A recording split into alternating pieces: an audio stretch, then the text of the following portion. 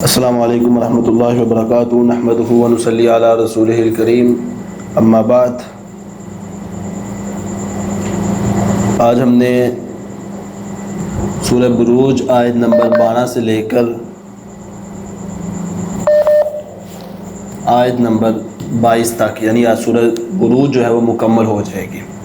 اللہ تعالیٰ سورہ بروج آیت نمبر 12 میں ارشاد فرماتے ہیں، سورہ بروج کی آیت نمبر 12 میں اللہ تعالیٰ فرماتے ہیں، ان بطش ربک لشدید، یقیناً بے شک تیرے رب کی پکڑ یہ یقیناً بہت زیادہ سخت ہے۔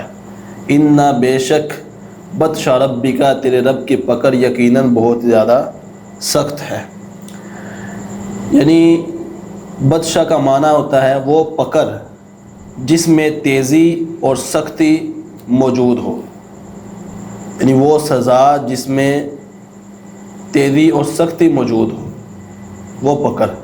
اللہ تعالیٰ کی جو بطش ہے، پکڑ ہے، جسے وہ خود شدید اللہ تعالیٰ فرما رہے ہیں کہ بے شک رب کی جو پکڑ ہے وہ نہایت شدید ہے، تو یہاں سے آپ اندازہ لگائیے کہ وہ پکڑ پھر کتنی زیادہ، کس قدر سخت ہوگی، شدید ہوگی، کہ اللہ خود فرما رہے ہیں کہ میری پکڑ بھی عام انسان کی نہیں، بلکہ اس ذات کی پکڑ جو اللہ اکبر، جو سب سے بڑا ہے، جو سب سے بلند ہے، سب سے اعلیٰ ذات ہے، سب سے مضبوط، عزیز، غالب ذات ہے، اس ذات کی پکڑ کیسی ہوگی۔ اور اللہ فرما رہے ہیں کہ ان بطش ربک لشدید، اور اس رب کی پکڑ بہت ہی زیادہ سخت ہے، شدید ہے۔ تو آپ اندازہ لگائیے کہ وہ کس قدر جو ہے وہ سخت پکڑ ہوگی، اسے کوئی شخص نہیں بچ سکے گا۔ اسی طرح ایک مقام پر اللہ تعالیٰ فرماتے ہیں، سورہ ہود میں فرمایا، وَكَذَلِكَ أَخْذُ رَبِّكَ اذا اخذ القرى وهي ظالمة ان اخذه علیم شدید۔ اللہ فرماتے ہیں کہ تیرے رب کی پکڑ تو ایسی ہوتی ہے کہ جب وہ بستیوں کو اس حال میں پکڑتا ہے، اذا اخذ القرى، جب وہ بستیوں کو پکڑتا ہے، وهي ظالمة، اور وہ بستیاں، وہ ملک ظلم کرنے والے ہوتے ہیں، یعنی جو ملک جس میں لوگوں پر ظلم کیا جاتا ہے، جس بستی میں لوگوں پر ظلم کیا جاتا ہے، وهي ظالمة، اللہ فرماتے ہیں کہ اللہ تعالیٰ ان کو پکڑتے ہیں، ان اخذہ علیم شدید، اللہ فرماتے ہیں کہ بے شک اس کی پکڑ، اللہ کی پکڑ یقیناً بہت دردناک ہے اور بہت زیادہ سخت ہے۔ اللہ تعالیٰ کن پر پکڑ کرتا ہے؟ جو ظالم ہے، جو ظلم کرنے والے ہیں، ان پر اللہ تعالیٰ پکڑ کرتا ہے۔ جیسا کہ پیچھے ہم نے پچھلی آیات میں پڑھا ہے کہ وہ لوگ جو لوگوں پر ظلم کرتے ہیں، قتل اصحاب الاخدود، ہم نے پیچھے اصحاب الاخدود کا جو واقعہ ہے وہ ہم نے پڑھا ہے کہ وہ خندق والے، انہوں نے ظلم کیا، بے جا لوگوں پر ظلم کیا، انہیں جلا دیا۔ ان کی صرف یہ غلطی تھی لوگوں کی کہ وہ اللہ پر ایمان رکھتے تھے، استقامت رکھتے تھے، غلطی صرف ان کی یہ تھی۔ یہ نہیں تھی غلطی کہ وہ ایمان لائے تھے، ایمان لانے کی وجہ سے انہوں نے قتل نہیں کیا، آگ میں نہیں ڈالا مسلمانوں کو، بلکہ اس وجہ سے انہیں آگ میں ڈالا کہ وہ ایمان پر ڈٹے ہوئے تھے۔ قتل اصحاب الاخدود، اللہ فرماتے ہیں وہ اصحاب الاخدود مارے جائیں جنہوں نے اہل ایمان پر، مسلمانوں پر ظلم کیا۔ اور یہاں اللہ تعالیٰ فرما رہے ہیں کہ ان بطش ربک لشدید، کہ اللہ کی جو پکڑ ہے وہ بہت ہی زیادہ سخت ہے، اور یہ پکڑ ظالم لوگوں پر ہوگی، جو نافرمان ہوں گے، کافر ہوں گے، یہ ان پر پکڑ ہوگی، جیسا کہ سورہ ہود میں وَكَذَلِكَ أَخْذُ رَبِّكَ إِذَا أَخَذَ الْقُرَى وَهِيَ ظَالِمَةٌ۔ آگے اللہ تعالیٰ فرماتے ہیں آیت نمبر 13 میں، اِنَّهُ هُوَ يُبْدِئُ وَيُعِيدُ، بے شک وہی پہلی بار پیدا کرتا ہے، وَيُعِيدُ، وہی دوبارہ پیدا کرے گا۔ اب اللہ تعالیٰ نے پھر جو ہے وہ بعث بعد الموت کا ذکر شروع کر دیا۔ دیکھیں کہ ہم نے پچھلی جو صورتیں پڑھی ہیں، 7 صورتیں ہم نے پڑھ لی ہیں، یہ 8ویں صورت ہے۔ ہر صورت اللہ تعالیٰ نے اس میں بعث بعد الموت کا ذکر کیا، اس کا اسبات جو ہے ذکر کیا کہ بعث بعد الموت یہ ثابت ہے۔ اِنَّهُ هُوَ يُبْدِئُ وَيُعِيدُ، وہ ذات جس کی پکڑ نہایت شدید ہے، نہایت شدید اس کی پکڑ ہے۔ کوئی ظلم کرنے والا جو ظلم کرتا ہے لیکن وہ کل قیامت کے دن اللہ کی پکڑ سے بچ نہیں سکتا، ایسی اللہ تعالیٰ کی پکڑ ہے۔ اور وہ ذات جو نہایت مضبوط ہے، غالب ہے، اِنَّهُ هُوَ يُبْدِئُ وَيُعِيدُ، وہی ذات تمہیں پیدا کرنے والی ہے، اللہ فرماتے ہیں کہ وہ یعید، وہی تمہیں دوبارہ زندہ کرے گی. جس نے پہلی مرتبہ پیدا کیا وہ تمہیں دوبارہ جو ہے وہ زندہ کرے گی. انہ ہوا یبدئ و یعید. یہ نہ سمجھنا کہ دنیا میں تمہارے ظلم و ستم پر پوچھا نہیں جائے گا، کہ تم دنیا میں ظلم و ستم کرتے تھے لوگوں پر، تمہیں اس پر پوچھا نہیں جائے گا، تمہاری باز پرس نہیں ہوگی، یہ نہ سمجھ بیٹھنا. بلکہ اللہ فرماتے ہیں کہ مرنے کے بعد تمہیں دوبارہ زندہ کیا جائے گا. جس نے تمہیں پیدا کیا ہے پہلی مرتبہ وہ تمہیں دوبارہ زندہ کرے گا اور تمہارا حساب لے گا. جو جو دنیا میں تم نے اعمال کیے ہوں گے وہ تمہارے سامنے ہوں گے اور تمہارا حساب لیا جائے گا اور عدل قائم ہوگا. وَهُوَ الْغَفُورُ الْوَدُودُ. اللہ اکبر. یہ آیت نمبر 14 میں اللہ تعالیٰ فرماتے ہیں کہ وہ ذات، وَهُوَ، اور وہی، الغفور، نہایت بے حد بخشنے والا ہے، الودود، نہایت محبت کرنے والا ہے. یعنی اللہ تعالیٰ نے پیچھے اپنا ذکر کیا، اپنا تعارف خود کروایا کہ بے شک تیرے رب کی پکڑ نہایت ہی جو ہے سخت ہے، اس پکڑ سے کوئی بچ نہیں سکتا. تو آگے فرما دیا کہ یہ پکڑ اہل ایمان پر نہیں ہے، یہ پکڑ ان لوگوں پر ہے جو سرکش ہے، جو ظالم ہے، جو نافرمان ہے، جو اللہ کی نہیں مانتے. جو اللہ کی مانتے ہیں، اہل ایمان ہیں، لیکن کبھی کبھار ان سے گناہ ہو جاتا ہے، وہ توبہ کر لیتے ہیں، اللہ کی طرف رجوع کرتے ہیں، تو وَهُوَ الْغَفُورُ الْوَدُودُ. اللہ تعالیٰ نہایت ہی بخشنے والا ہے اور نہایت ہی محبت کرنے والا ہے. یہ نہ سمجھنا کہ اللہ تعالیٰ جو ہے وہ بڑا ظالم ہے یا بڑا اللہ تعالیٰ ظلم کرنے والا. ظلم تو اللہ تعالیٰ کرتا ہی نہیں ہے، یہ تو انہیں ان کی سزا ملے گی جو انہوں نے لوگوں پر ظلم کیا ہوگا. اِنَّ بطش ربک لشدید. اللہ کی جو پکڑ شدید سخت ہے، یہ کن لوگوں کے لیے؟ ظالم لوگوں کے لیے، جو ظلم کرتے ہیں، لوگوں پر ظلم کرتے ہیں، مظلوم لوگوں پر ظلم کرتے ہیں، وہ ان پر یہ پکڑ ہوگی. جبکہ جو اہل ایمان ہوں گے ان کے لیے اللہ فرماتے ہیں وَهُوَ الْغَفُورُ الْوَدُودُ. وہ اللہ کی ذات نہایت بخشنے والی ہے، الودود، نہایت محبت کرنے والی ہے. یہ جو لفظ یہاں استعمال ہوا ہے فعول، فعول کے وزن پر یہ لفظ ہے ودود، یعنی نہایت محبت کرنے والی وہ ذات ہے اللہ تعالیٰ کی. فعول یہ مبالغے کا صیغہ ہے، جیسا کہ آپ کو معلوم ہوگا کہ یہ مبالغے کا صیغہ ہے، یعنی بہت ہی زیادہ محبت کرنے والا. اور وہ بندوں کا دشمن نہیں ہے اللہ تعالیٰ، بلکہ ان سے بہت زیادہ محبت کرنے والا ہے. انہیں جو سزا دیتا ہے صرف ان کی سرکشی کی وجہ سے، ان کے ظلم کی وجہ سے اللہ تعالیٰ انہیں سزا دیتا ہے. باقی اللہ تعالیٰ بندوں کا جو ہے وہ دشمن نہیں ہے، ان سے محبت کرنے والا ہے اور توبہ قبول کرنے والا ہے، مغفرت عطا کرنے والا ہے، بخشنے والا ہے. اگر کسی کو احساس ہو جاتا ہے کہ اس نے گناہ کیا ہے، وہ نادم ہوتا ہے، پکی توبہ کرتا ہے، اللہ تعالیٰ اسے بخشنے والا ہے. اور کائنات کی امام نے تو یہاں تک فرمایا للہ اشد فرحا بتوبۃ عبدہ، کہ اللہ تعالیٰ بندے کی توبہ پر نہایت ہی زیادہ خوش ہوتا ہے. اتنا خوش ہوتا ہے کہ اگر کوئی شخص اس کا سامان گم جائے، مثلا ایک وہ سواری ہے، اس کی گم جاتی ہے، سواری گم گئی، وہ پریشان ہو گیا، یعنی بیابان جنگل میں جہاں کوئی بھی نہیں ہے، کھلا میدان ہے، وہ شخص سوار تھا، وہ آرام کرنے لگ گیا، سواری جو ہے اس کی گم ہو گئی، ڈھونڈتا رہا، اسے ملے نہ. پھر اچانک وہ سواری اس کے سامنے آ جائے، من احدکم بضالتہ اذا وجدہا، وہ گم شدہ چیز کو اپنے سامنے پائے. جو بندہ اپنی گم شدہ چیز کو سامنے پاتا ہے وہ کتنا خوش ہوگا، بہت زیادہ خوش ہوگا، اس کی خوشی کا کوئی عالم نہیں ہوگا. تو کائنات کی ماں فرماتے ہیں گم شدہ چیز ملنے پر جو بندہ خوش ہوتا ہے، اللہ تعالیٰ اس سے بھی زیادہ خوش ہوتا ہے کہ جو بندہ اللہ کے حضور توبہ کرتا ہے. تو اللہ تعالیٰ خوش ہوتا ہے، محبت اللہ تعالیٰ کرتا ہے تو خوش ہوتا ہے.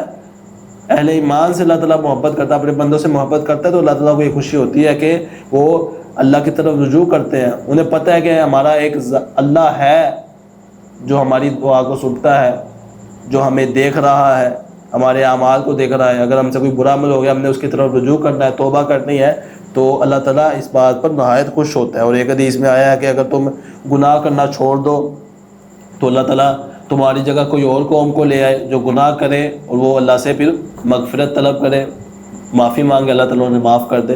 تو اللہ تعالیٰ نہایت ہی غفور الودود ہے، نہایت ہی بخشنے والی ذات ہے، نہایت ہی محبت کرنے والی ذات ہے. یا ابن آدم انک ما دعوتنی ورجوتنی غفرت لک. علی ما کان منک ولا ابالی، کائنات کے امام کا فرمان ہے، جامع ترمذی کی بالکل صحیح حدیث ہے، بلکہ یہ حدیث قدسی ہے۔ کائنات کی امام فرماتے ہیں کہ اللہ تعالیٰ فرماتا ہے کہ اے آدم، اے انسان، جب تو مجھے پکارتا ہے، مجھ سے امیدیں لگاتا ہے، یعنی تیرے سے گناہ ہو جاتے ہیں لیکن تو مجھے پکارتا ہے، مجھ سے دعا کرتا ہے اور مجھ سے امید لگا لیتا ہے کہ اللہ وہ ذات ہے جو مجھے بخشنے والی ہے، میں اللہ کو پکاروں گا، اللہ سے دعا کروں گا، اللہ تعالیٰ مجھے بخش دے گا۔ اللہ فرماتے ہیں کہ تو مجھ سے امید لگاتا ہے، مجھ سے دعا کرتا ہے، مجھ سے مغفرت طلب کرتا ہے، غفرت لک، میں تجھے مغفرت عطا کر دیتا ہوں، علی ما کان منک، جیسے مرضی تو گناہ لے کر آئے، جیسے مرضی تیرے گناہ ہو، اللہ فرماتے ہیں کہ میں تجھے مغفرت عطا کر دوں گا، میں تجھے معاف کر دوں گا۔ یہ اللہ تعالیٰ کی رحمت ہے۔ ولا ابالی، اللہ فرماتے ہیں مجھے کوئی پرواہ نہیں۔ ہاں آگے حدیث میں آتا ہے کہ شرک واحد گناہ ہے جس کی معافی اللہ تعالیٰ نہیں کرتا، شرک کے علاوہ جتنے گناہ ہوتے ہیں اللہ تعالیٰ وہ معاف کر دے گا۔ ان اللہ اذا احب عبدا دعا جبریل فقال انی احب فلان فاحبہ فیحبہ جبریل۔ یہ اللہ تعالیٰ کی محبت ہے کہ اللہ تعالیٰ جس بندے سے محبت کرتا ہے اللہ تعالیٰ جبریل کو بلاتا ہے، کہتا ہے کہ میں فلاں بندے سے محبت کرتا ہوں لہذا تم بھی اس سے محبت کرو، تو جبریل بھی اس بندے سے محبت کرنا شروع کر دیتے ہیں۔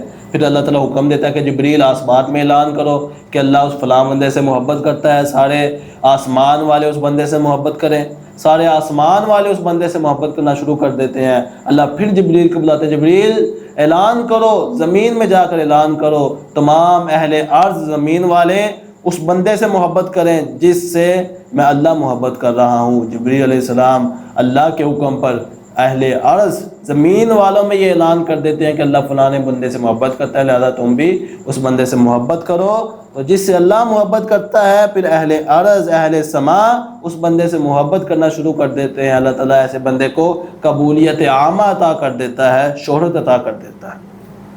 یہ ہے اللہ تعالیٰ کی محبت۔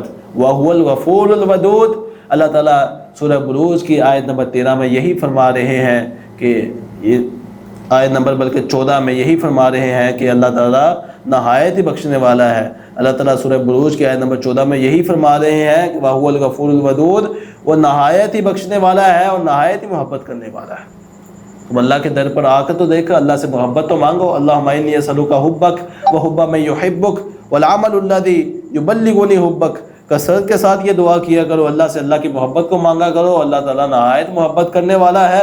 اللہ کی محبت تمہیں مل جائے تو کسی لوگوں کی محبت کی تمہیں پرواہ نہیں ہونی چاہیے، کیونکہ اللہ کی محبت مل گئی تو سمجھ لو کہ تمام جہان کی تمہیں محبت مل جائے گی۔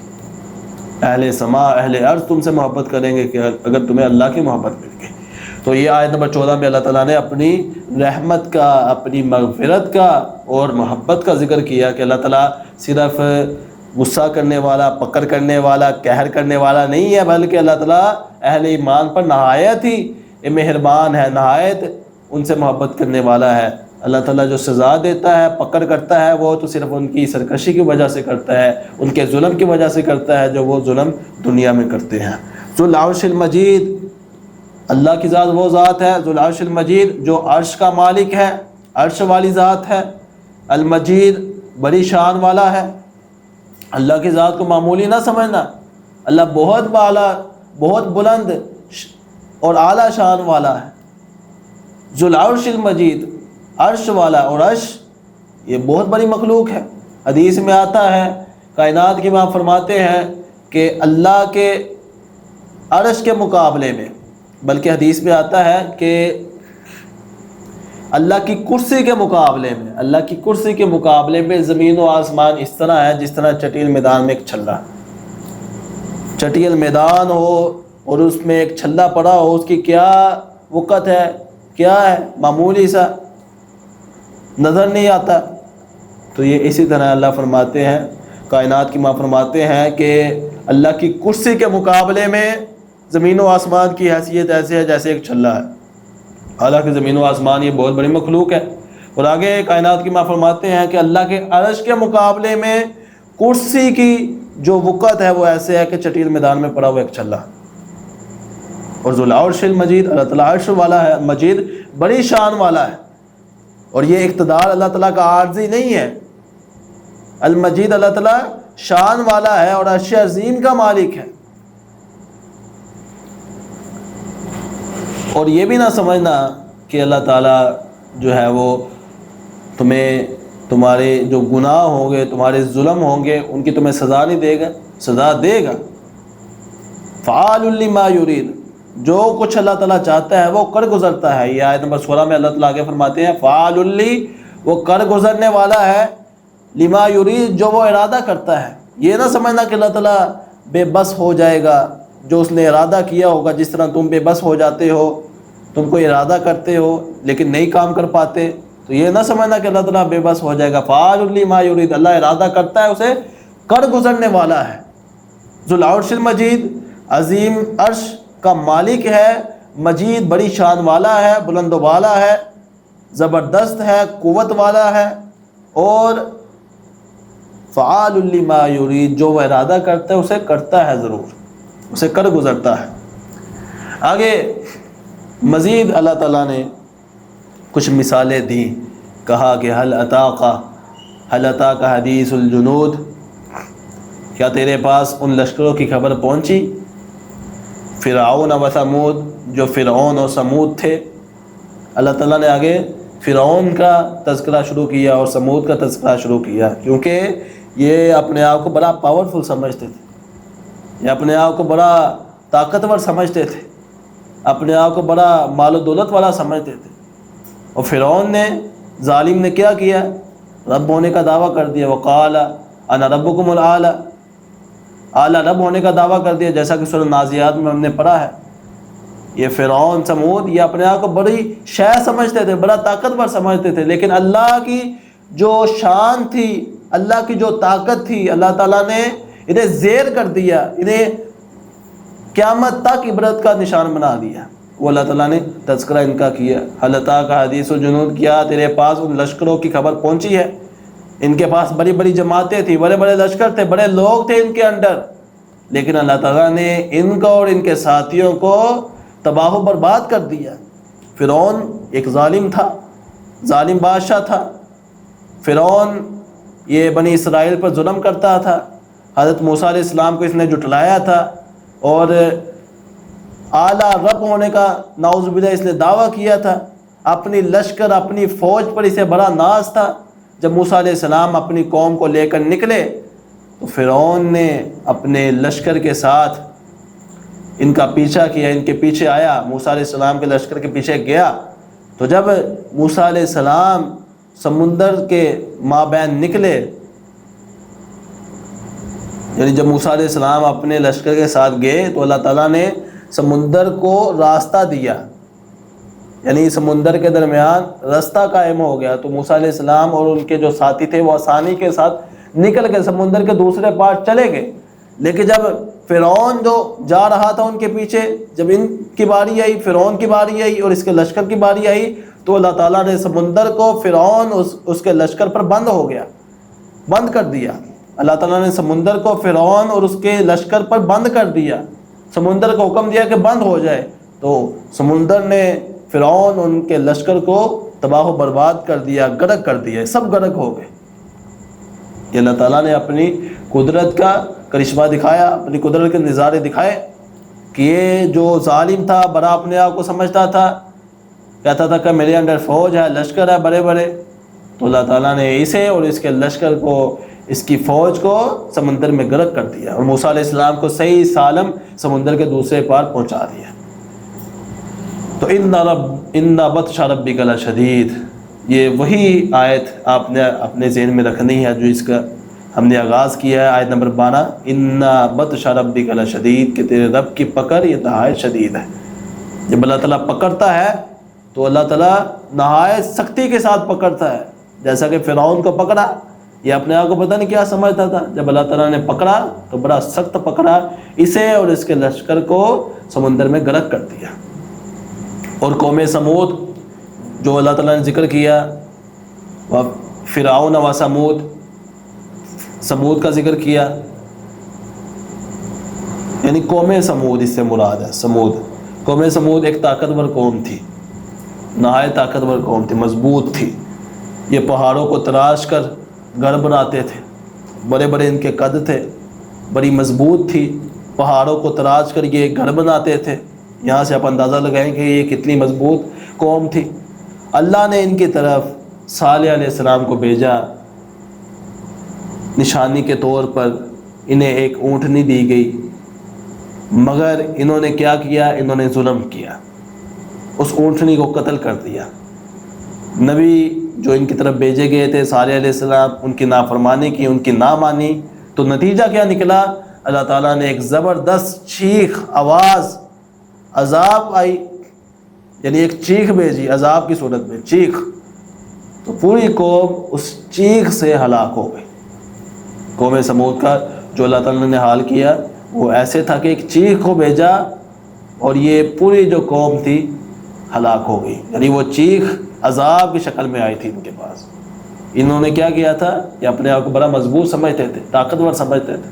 تو ہمیں یہاں سے درس یہ ملتا ہے کہ انا، تکبر، غرور یہ چھوڑ دیں، یہ سب کچھ دنیا میں رہ جانا ہے، اور جو تکبر کرتا ہے، غرور میں رہتا ہے، آنا میں رہتا ہے اپنی، تو اللہ تعالیٰ اسے پھر ضرور پکڑتا ہے، کیونکہ اللہ تعالیٰ کی جو پکڑ ہے وہ نہایت شدید ہے۔ اللہ تعالیٰ مہلت دیتا ہے، جو نافرمان ہے اللہ تعالیٰ ان کو مہلت دیتا ہے، گناہ گاروں کو مہلت دیتا ہے، لیکن جب اللہ تعالیٰ پکڑتا ہے پھر اللہ تعالیٰ ایسا پکڑتا ہے کہ اگلا پھر تباہ ہو جاتا ہے، جیسا کہ یہ قوم فرعون اور قوم نوح کا جو ہے وہ حال ہوا، جو فرعون کے لشکر کا حال ہوا اور قوم سمود کا جو حال ہوا۔ بل الذین کفروا فی تکذیب، بلکہ وہ لوگ جنہوں نے کفر کیا، فی تکذیب، جھٹلانے میں لگے ہوئے ہیں، واللہ من ورائہم محیط، اور اللہ ان کے پیچھے سے انہیں گھیرنے والا ہے۔ یعنی حق تو یہ تھا کہ پہلے سرکشوں کا انجام دیکھ کر یہ لوگ ایمان لاتے، مگر یہ الٹا خام خواہ جھٹلانے میں لگے ہوئے ہیں۔ حالانکہ انہیں یاد رکھنا چاہیے کہ اللہ تعالیٰ انہیں چاروں طرف سے گھیرے ہوئے ہے، وہ چاہے تو انہیں پکڑ سکتا ہے۔ واللہ من ورائہم محیط، اللہ فرماتے ہیں کہ اللہ انہیں چاروں طرف سے گھیرے ہوئے ہیں۔ یہ نہ سمجھنے کہ ہمیں کوئی دیکھ نہیں رہا، ہم کسی کے انڈر نہیں ہیں، اللہ تعالیٰ دیکھ رہا ہے، اور اللہ تعالیٰ نے جو قیامت کا دن ہے وہ اسی لیے رکھا ہے کہ اس میں جزا و سزا ملے گی۔ بل الذین کفروا فی تکذیب، بلکہ وہ لوگ جنہوں نے کفر کیا، فی تکذیب، وہ جھٹلانے میں لگے ہوئے ہیں۔ یعنی جو کافر لوگ ہیں ان کے سامنے یہ واقعات جب لائے گئے تو وہ جھٹلانے میں لگے رہے، جھٹلا دیا ان واقعات کو بھی۔ تو اللہ فرماتے ہیں کہ وہ جھٹلا رہے ہیں، یہ نہ سمجھے کہ انہیں کوئی پکڑے گا نہیں۔ واللہ من ورائہم محیط، اللہ تعالیٰ ان کے پیچھے انہیں گھیرنے والا ہے، یعنی اللہ تعالیٰ نے چاروں طرف سے انہیں خوب گھیرے ہوا ہے۔ آگے اللہ تعالیٰ فرماتے ہیں بل ہوا قرآن مجید، بلکہ وہ ایک بڑی شان والا قرآن ہے۔ بل ہوا قرآن مجید، بلکہ وہ ایک بڑی شان والا قرآن ہے۔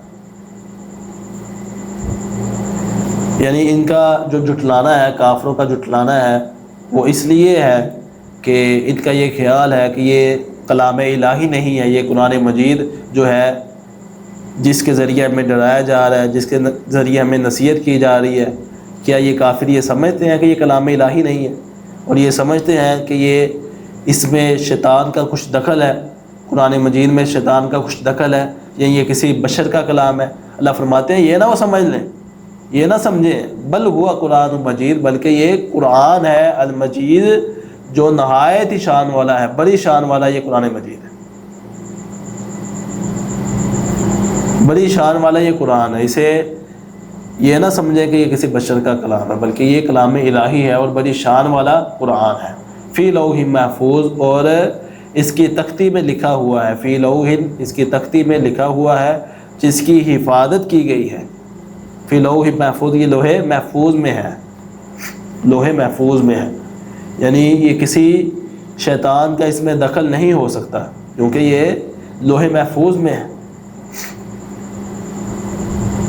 کیونکہ اس لوح میں سے اتارا گیا ہے، قرآن مجید کو اس لوح میں اتارا گیا ہے جس کی فرشتوں کے ذریعے حفاظت کی گئی ہے۔ یعنی فی لوح محفوظ، یہ لوح محفوظ میں ہے اور محفوظ اس کی حفاظت کی گئی ہے، یعنی یہ جو قرآن مجید اتارا گیا ہے یہ لوح محفوظ میں تھا، اس سے اتارا گیا ہے۔ یعنی قرآن مجید ایک تو ہے لوح محفوظ میں جو موجود ہے، اور اسی طرح ایک فرشتوں کے سامنے، اسی طرح ایک لوگوں کے سامنے جو قرآن مجید ہے جو ہم پڑھتے ہیں، یہ قرآن مجید لوح محفوظ میں ہے، اس کی حفاظت فرشتے کرتے تھے، اللہ تعالیٰ نے اس کی حفاظت کا ذمہ اٹھایا ہوا ہے، لہذا اس میں کسی قسم کے شیطان کا دخل نہیں ہے۔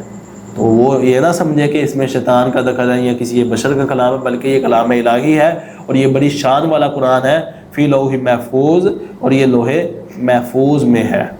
تو یہاں سے یہ بات واضح ہوتی ہے کہ جو لوگ ظلم کرتے ہیں، قرآن مجید کو جھٹلاتے ہیں، قرآن مجید کی نصیحت کو قبول نہیں کرتے، ان بطش ربک لشدید، وہ یہ بات کو یاد رکھیں، اس بات کو نہ بھولیں کہ اللہ کی پکڑ یہ بہت ہی زیادہ سخت ہے۔ ایک دن ایسا آئے گا کہ اللہ تعالیٰ انہیں ضرور بضرور پکڑے گا۔ اللہ تعالیٰ انہیں دنیا میں بھی پکڑ سکتا ہے، اللہ تعالیٰ انہیں دنیا میں بھی پکڑ سکتا ہے، جیسا کہ یہ فرعون کا حال ہوا، قوم سمود کا حال ہوا، اور اللہ تعالیٰ آخرت میں تو ضرور پکڑے گا۔